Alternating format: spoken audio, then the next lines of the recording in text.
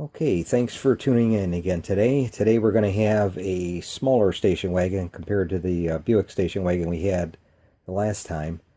This one is a kind of a miniature station wagon, only a two-door station wagon, but I'm sure some of you remember seeing these. I remember in my neighborhood there was one, a blue one, that was just like this one back in the day, and back in the 70s you should see them around here and there.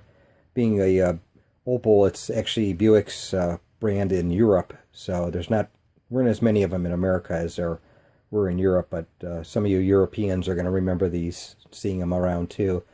Now there are very few of them left on the road because they were pretty thin metal and had a tendency to rust away in any areas that used rock salt or cinders or anything.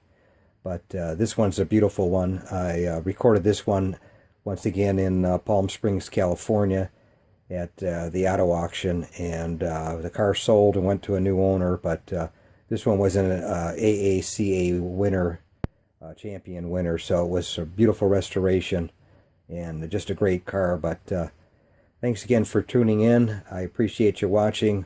Tell your friends, and leave a comment if you like or a suggestion down below, and we'll see you again next time.